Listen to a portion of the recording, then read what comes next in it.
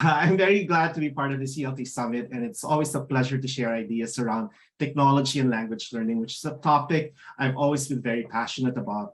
My talk focuses on digital literacies, and the case that I want to make this morning or afternoon or evening, wherever you are, is that when we talk about revitalizing ELT through technology, which is the theme of this year's summit, I believe we need to make a distinction between the use of technology for teaching and the teaching of literacies that students need to use technology, right?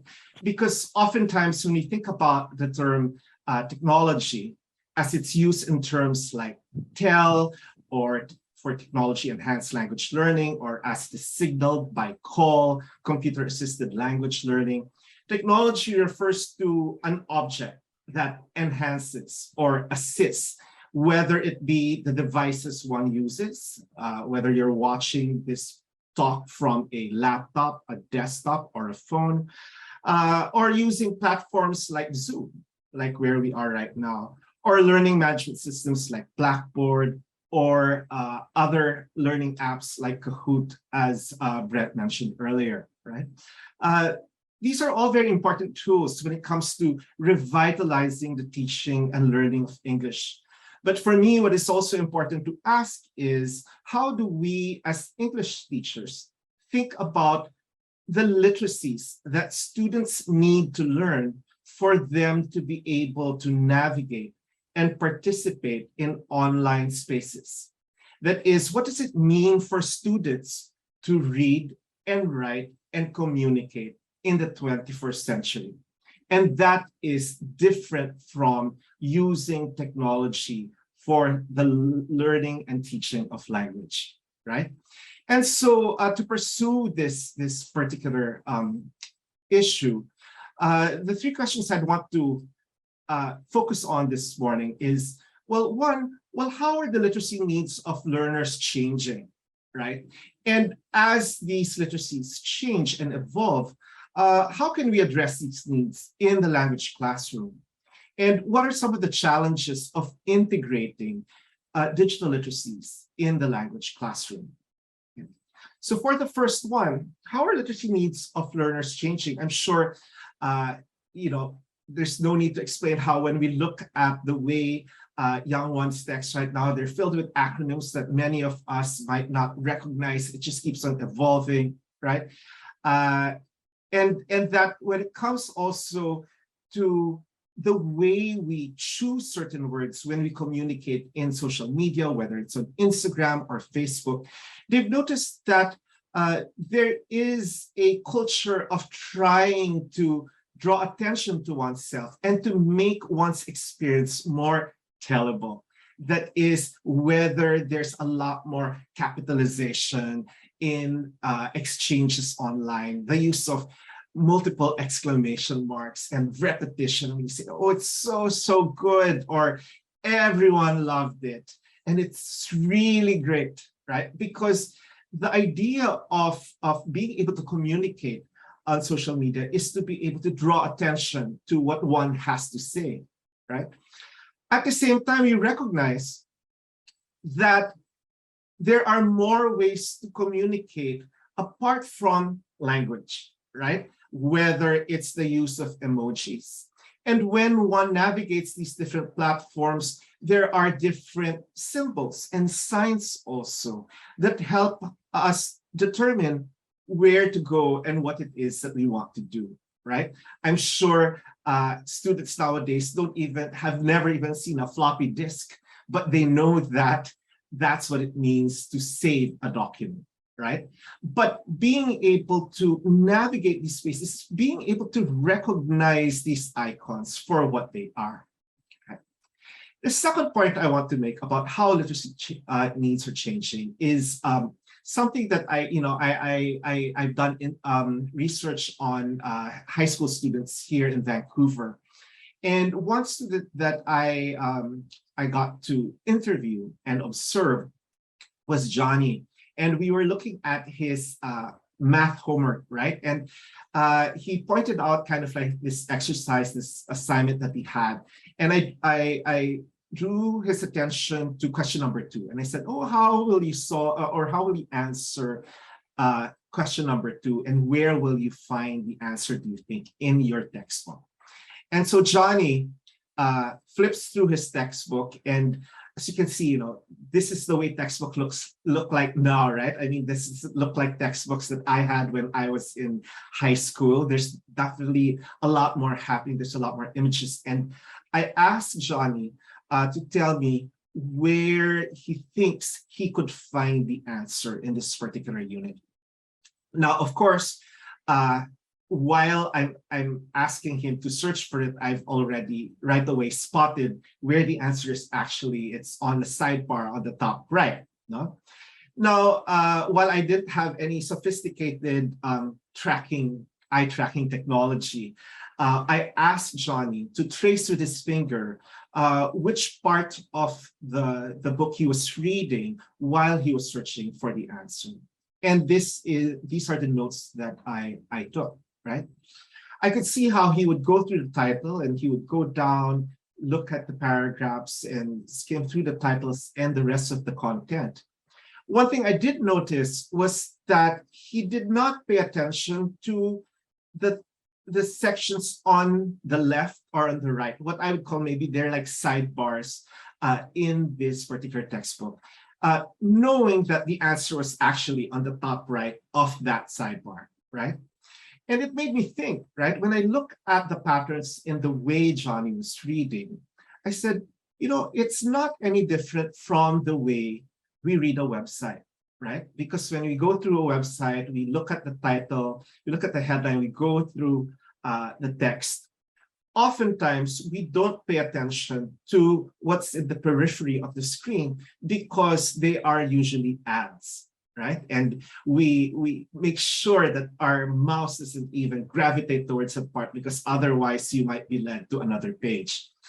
And so it makes me think that, when we talk about how literacies are evolving, oftentimes we always say, oh, they need to learn print literacies first before they move on to the digital, right? The digital is always thought of as something that comes after.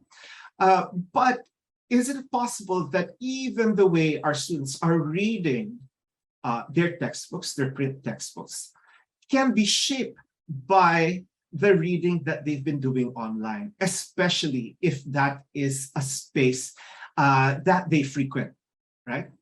The other thing that I think we need to pay attention to when it comes to being able to read online is that there's a lot more information for our students to navigate, right? And to choose from and to learn from.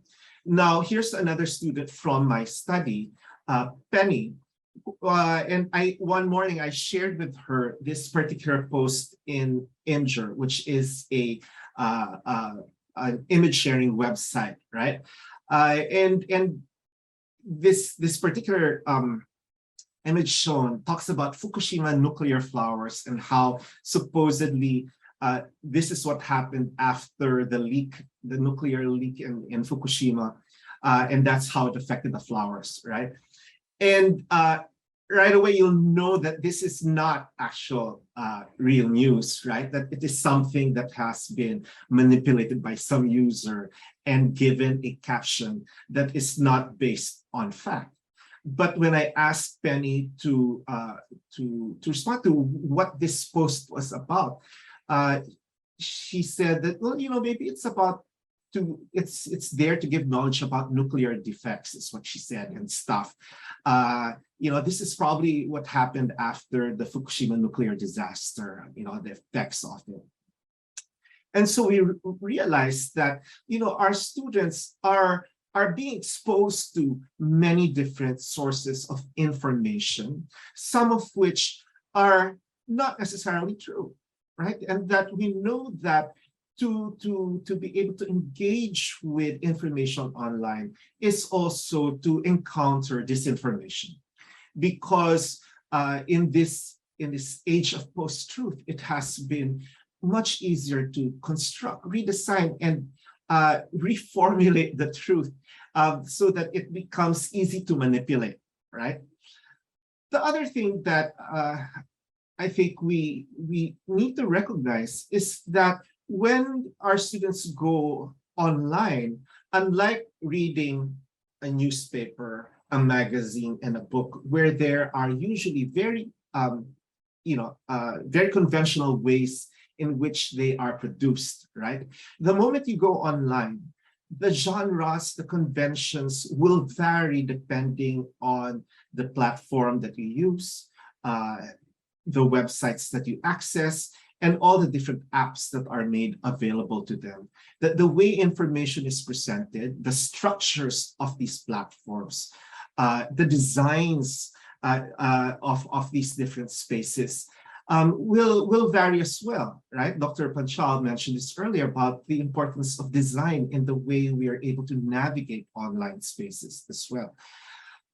Now, what does that mean then when it comes to thinking about what it means to learn in the 21st century? And we see how oftentimes this is the new curriculum of BC that was instituted around 7 years ago, that there is often a direction to making students more self-directed, right? That is, it has to be flexible, because if information is at their fingertips, perhaps it's not so much feeding them all the content, but being able to make sure that they're able to find the content that they need and synthesize the information that they find online, to be able to pursue different inquiries, and to use technology to be able to arrive at the answers that they want, right? That when we think about the shifting pedagogical paradigm about the role of the teacher and the expectation that students are able to navigate these spaces more agentively, to be able to know where to go.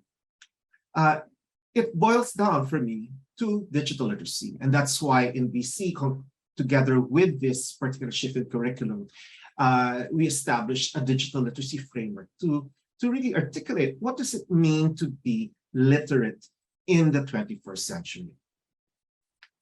Now, that said, the question then is, well, if we agree that the literacy needs of our students are changing, right, as they use these different technologies, what does it mean to be able to integrate these literacies into the English language learning classroom, right? And this is where I go back to the point that I started with, right? That when we think about conceptualizing what it means to be able to use technology to revitalize language learning and teaching, we need to make the distinction between the use of tools and the development of literacies. And that's why even when I take a closer look at the BC Digital Literacy Framework, I recognize that oftentimes it falls still into the notion that it really is just about being able to use tools, right? And these are points that I've highlighted in what is identified as a digital literacy framework. But clearly, when you use different apps or platforms, which I would call educational technology platforms like Kahoot or Padlet or FreshGrade, you develop literacies that are specific to the use of those tools, right? That is, you learn to navigate these tools and use them for the purposes of language learning. But the question that I want to ask is, well, how then can students, especially because these platforms and apps keep on evolving, keep on changing, how do we enable them to develop a literacy that is able to cut across the different tools they use as they navigate different websites? How do we help students be able to read and write and communicate online? Because when it comes to defining digital literacies, there are also very different ideas of what it actually entails. The American Library Association years ago said it is the ability to use ICT, information communication technologies, to find, evaluate, create information, right? Now, for me, when you look at that definition, what I think is limiting about it is that you equate digital literacy to a singular ability.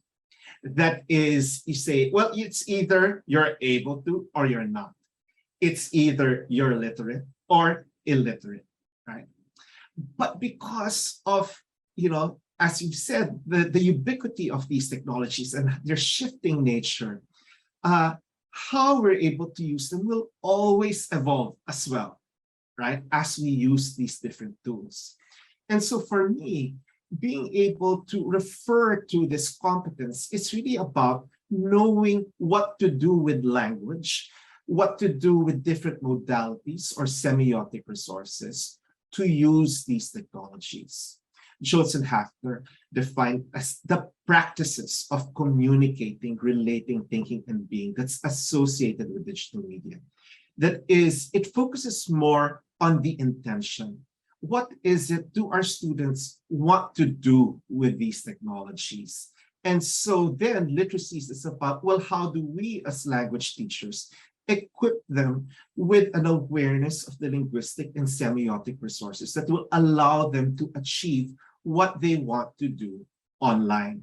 Because as they navigate online and offline spaces, this will continue to shift. They will need to pick up different parts from their toolkit to be able to know what it means to communicate in a learning management system like Blackboard and participate in a discussion forum on Google Classroom. Versus being able to go on Instagram or Snapchat or TikTok, right?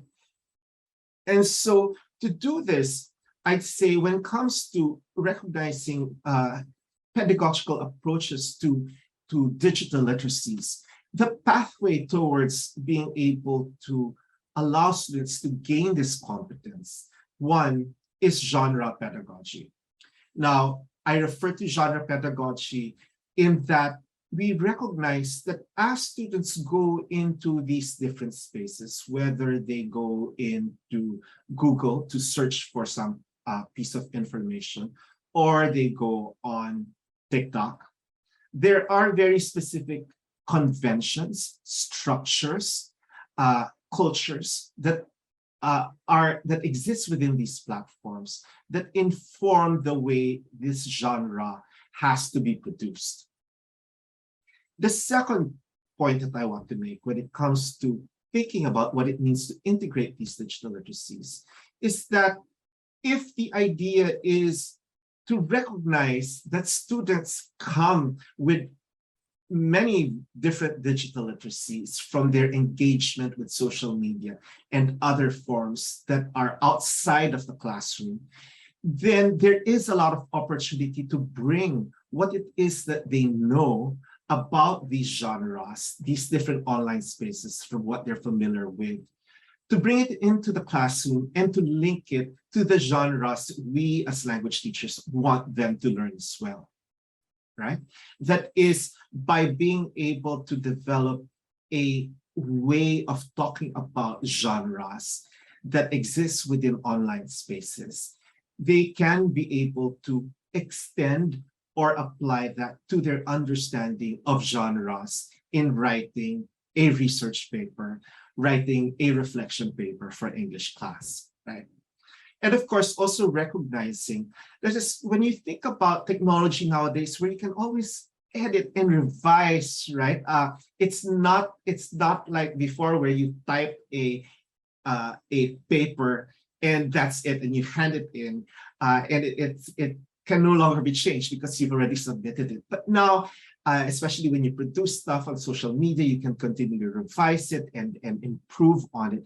But I think it's also important to bring that into the learning of digital literacies in the classroom by allowing it to be a more process-oriented way of learning. Now, for me, what are the features of integrating digital literacies into the language classroom? I think one is it has to be authentic, right? That is, when we think about the affordance of being able to communicate to real audiences and the fact that our students themselves are developing these digitally mediated text. There is a lot of opportunity to make sure that the texts that we have in class are no longer textbook generated texts, but allowing our students to bring in the text that they are familiar with, or the text that they themselves have produced, right? That's why in my classes, I would ask students to bring screen caps of social media posts that they want to share, or perhaps share a screen cap of a post by an influencer that they follow, to be able to examine the way these influencers communicate online.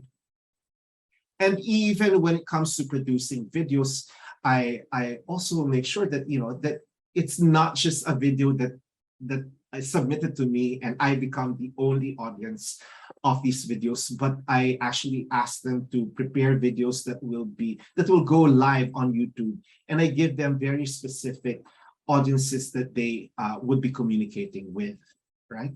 And that applies even when they come up with essays where they produce an online magazine together as a class, which will then be shared again to an international audience.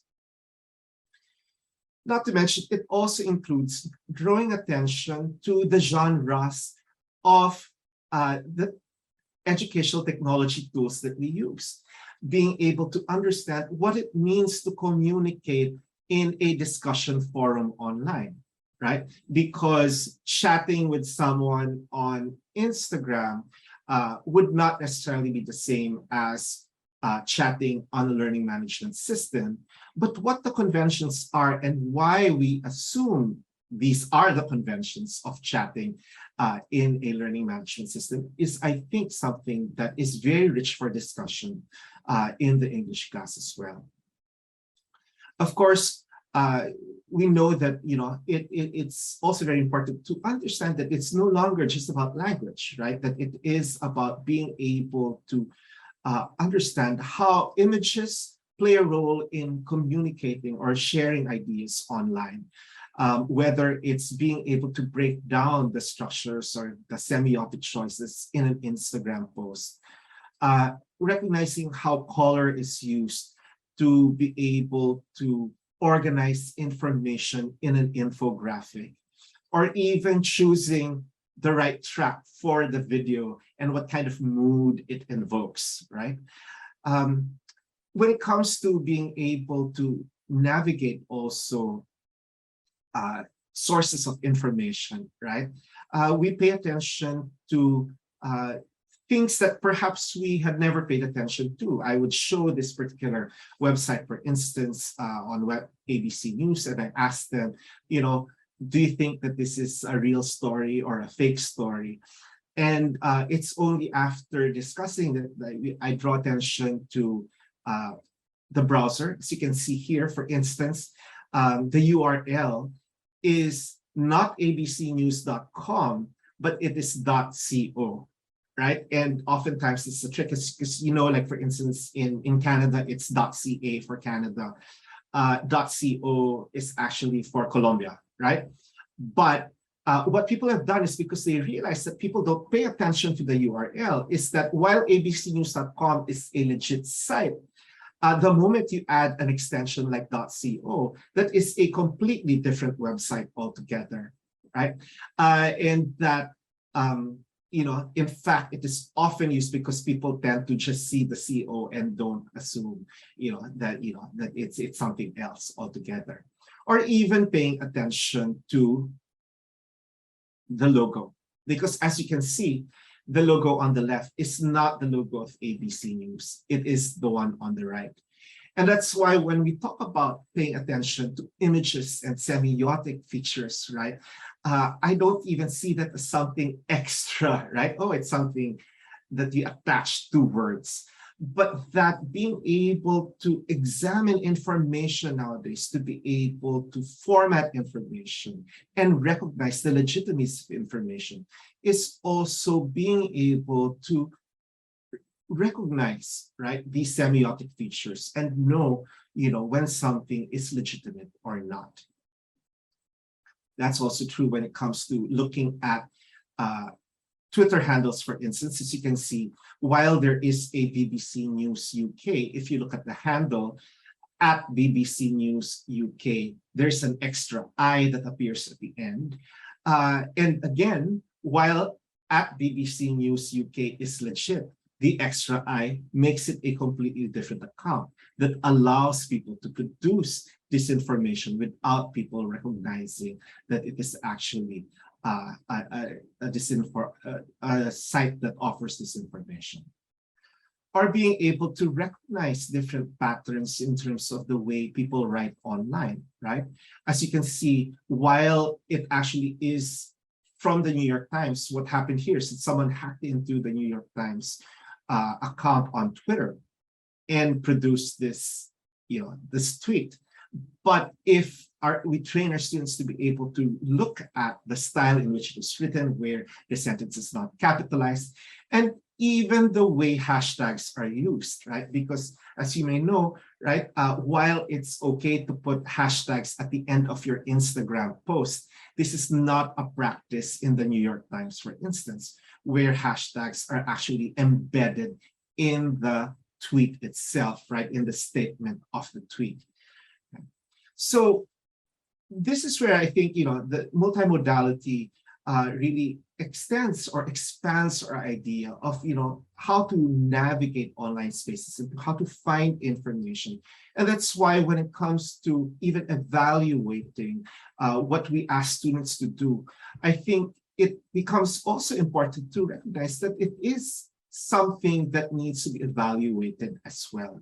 And this is why in the rubric that I provide for the projects that I have, like YouTube videos or presentations, multimodality is a component of it as well. I think there's also a value in allowing space for contrastive analysis. And by that, I mean being able to take, looking at the structure of an essay and comparing it to the structure of a YouTube video that we've watched as a class.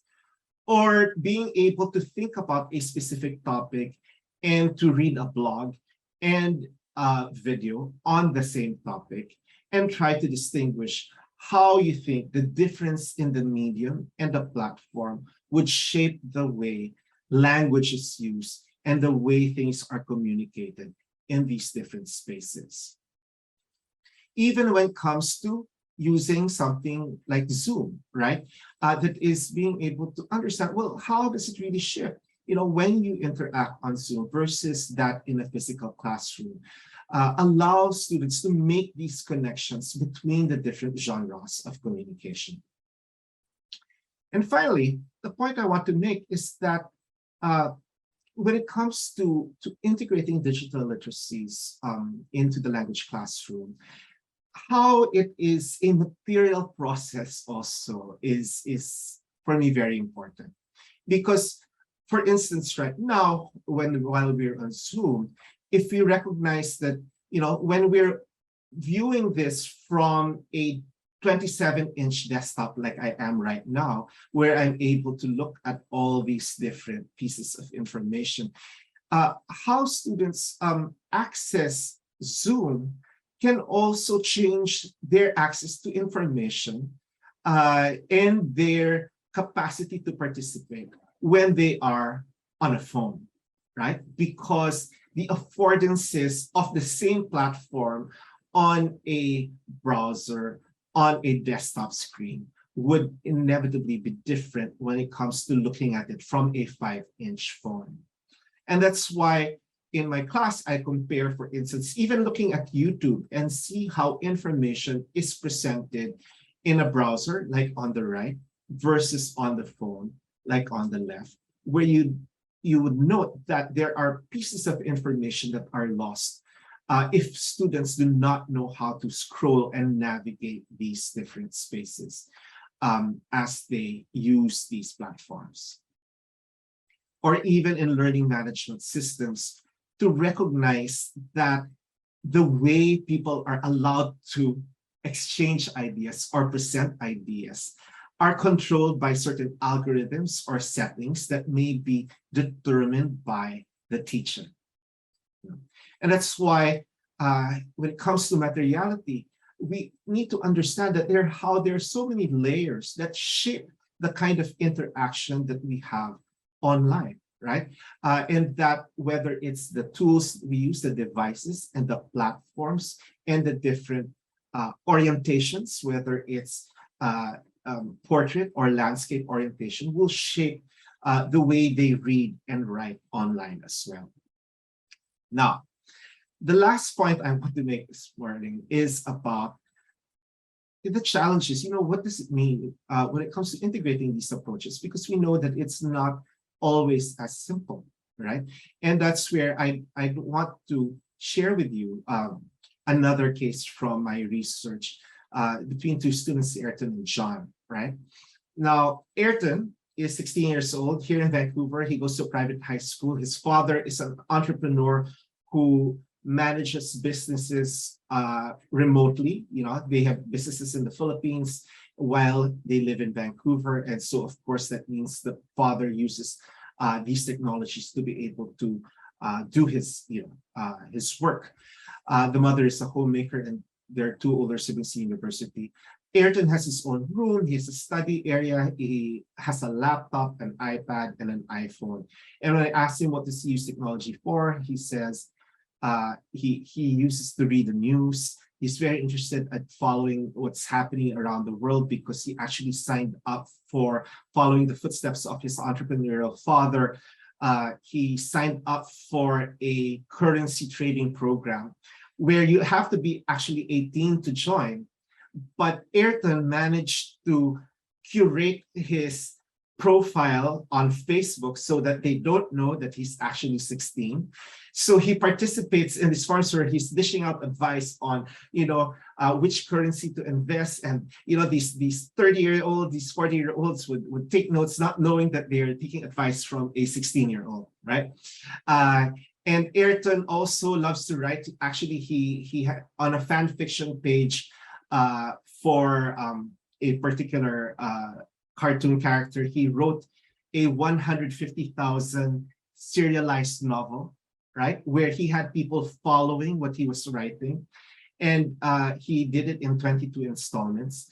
And because of this kind of engagement, he actually had a semi-professional author volunteer to kind of mentor him, right, in terms of writing. And so Ayrton says, with how the world is just connected, how information is at your fingertips, you can be anyone or anything you want to be. Right? And you get a sense of that agency, the sense of being able to use technology for his benefit, right? Now, I want to share with you John, who's also 16, also in Vancouver, but goes to a public high school. The mother is a caregiver, and because of the nature of the work as a caregiver, that means she does not have to access technology during work. In fact, she cannot use technology after work, and that's why after working a whole day, when she gets home, she uses their shared desktop to watch her soap operas, right, at home.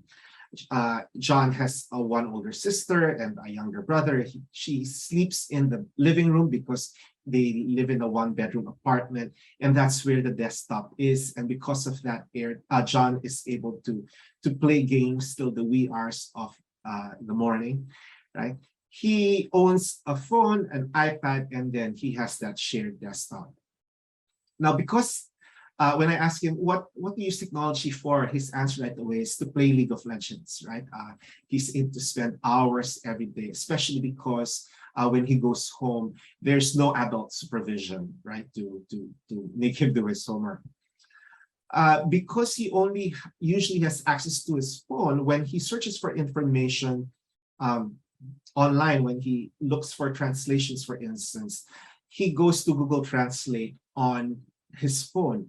And as you can see, if you look at the way the platform is designed for the phone, the answer, the translation for the word immune when he enters it is still immune, right?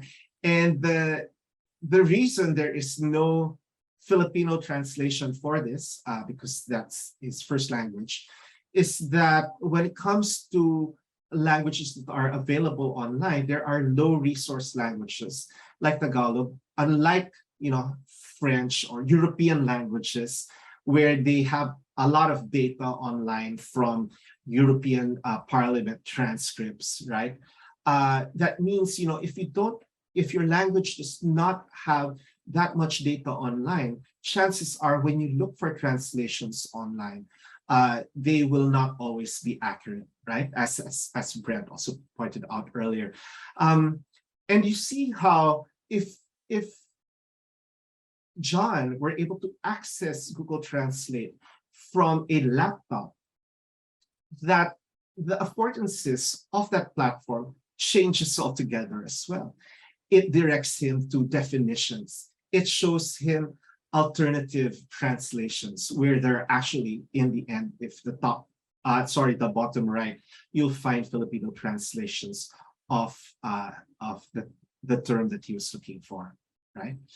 And because John could not afford kind of sophisticated drawing apps, right, which costs money, what he would usually do is he just sketch in pencil and he would upload them on Facebook, where he has just around 200 friends. And so unlike Ayrton, who would get hundreds of likes and subscribers from all over the world for his fan fiction page, John gets 1 or 2 likes. And so he does not get to connect with as many people as John would. And when I asked him, well, when do you use your desktop? And he says, well, because he shares it with his sister who's in college. He says, well, basically I use it for printing, right? And so what we find here is that while there's no shortage of access for John, right? Between John and Ayrton, if we look at the kinds of devices that they have access to, the software, the home environments, the mentors that they have, the autonomy of use that is, do they have to share these devices with other people, or do they have sole use of these tools? That it can shape their different dispositions toward technology, whether they see it as a source of information or just as a recreational platform, right? And this in turn shapes different practices, different genres that they can be exposed to.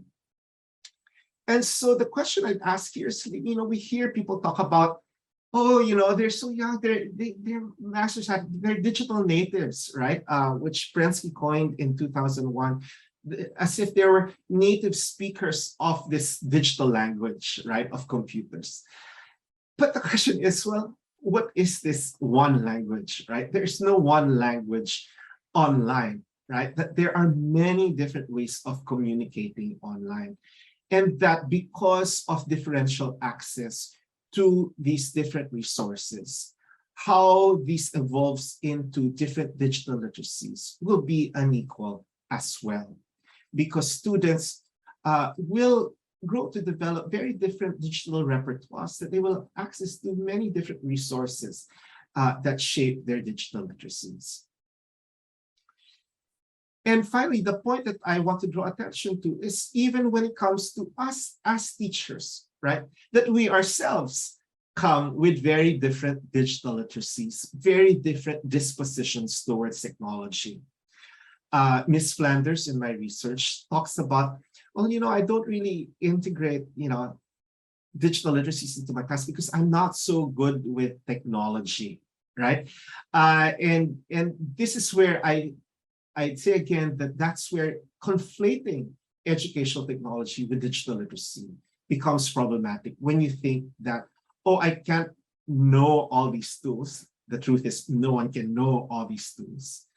But to understand that you, as a language teacher, knows what it means to use words, to be able to use different modalities to communicate online.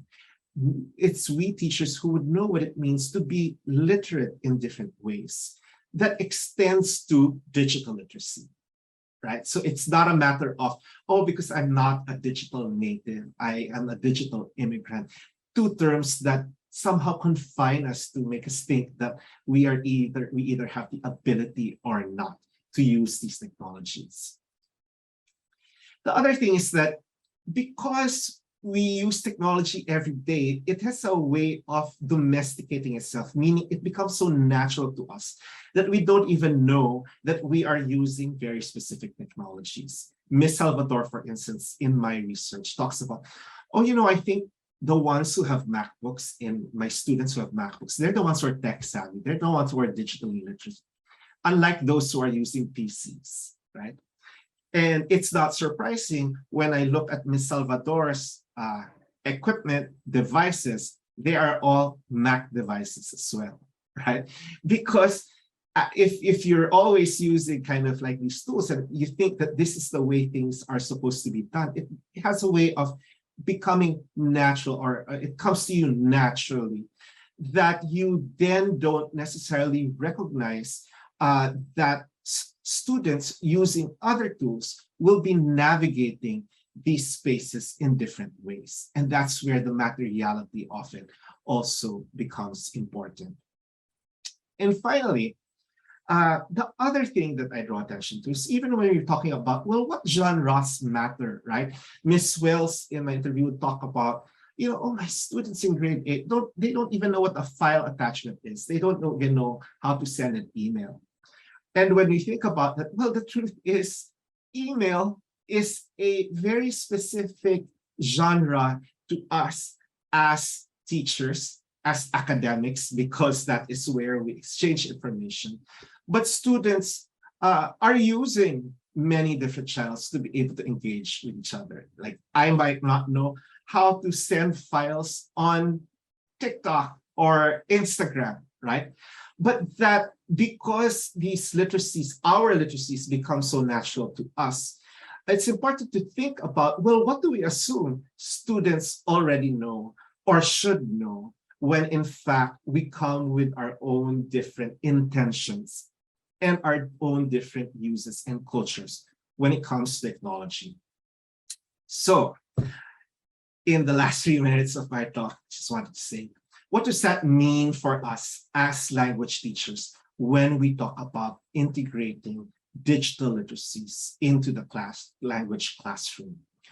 I think the first question that we need to ask is, well, how can we as language teachers enable our students to develop the digital literacies needed to participate in the online world? That is, to what extent do we recognize that this is not just extra, right? That if our role as language teachers is to equip our students to communicate in today's world, then digital literacies does not necessarily come after print literacies, but it is part of the existing literacies that our students need to be able to navigate information online. And also, to what extent do we recognize that our students are not just all digital natives, right? That they will have many different ways of using technologies and that their repertoires will be different, and these repertoires are unequally valued as they move across these spaces. And to what extent do we recognize, that for us teachers to be able to talk about genres, that we cannot possibly know all these online genres as well. Now, how comfortable are we to learn about continually emerging online genres with our students and even from our students, right? To be allowed to enable a space for them to come in, to be able to talk knowledgeably about the genres that they are familiar with, that we ourselves may not be familiar with. And finally, if we want a chance for us to be able to move forward as teachers, to share information and expect in the same way that students are expected to collaborate using these technologies. The question is, to what extent are we as teachers also ready and willing to collaborate with fellow teachers to discover new ways of integrating these digital literacies? Because it's with us thinking about these things together and moving forward in ways that that show our intention, our goal to reimagine language learning and teaching in the 21st century, that I believe we are able to provide our learners from many different backgrounds with access to different resources to be able to, in the 21st century, to claim the right to speak. Thank you.